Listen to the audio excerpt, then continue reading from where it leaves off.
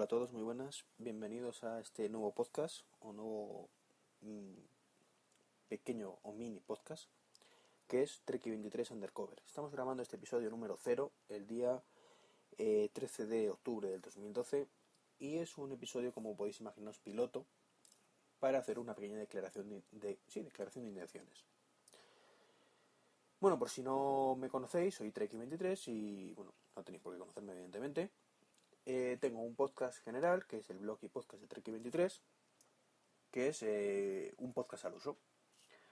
Pero bueno, el otro día estuve grabando como invitado en el podcast de Apple Droide y digamos que se me picó un poco la curiosidad de este mundillo de Spreaker, aunque ya de vez en cuando había pensado en la posibilidad de grabar algún podcast por aquí.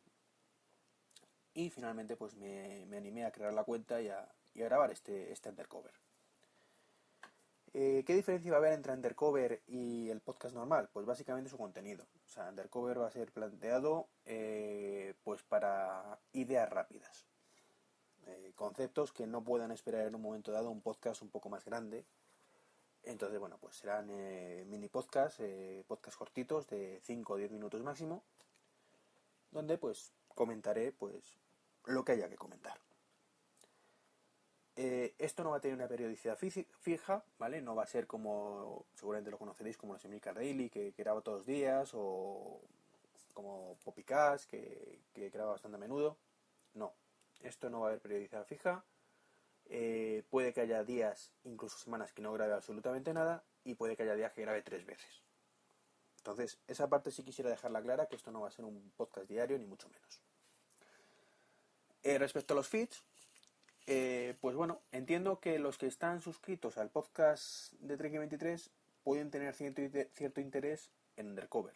Entonces estoy intentando fusionar los feeds, de hecho creo que lo he conseguido ya, y en ese caso los que estéis suscritos al podcast normal os aparecerán directamente los capítulos de Undercover. También entiendo que hay un público en el que quizás le interese los Undercover, pero no un podcast normal. Lo digo porque los podcasts normales que grabo suelen durar entre 45 minutos, 1 hora, hora y media, 2 horas. Lo habitual entre 45 minutos y 1 hora. Y bueno, hay mucha gente que esto le puede suponer un problema. Si están acostumbrados a los podcasts de Spreaker, pues aunque hay de todo, evidentemente, pero sí abundan un poquito más los podcasts cortos de 10-15 minutos.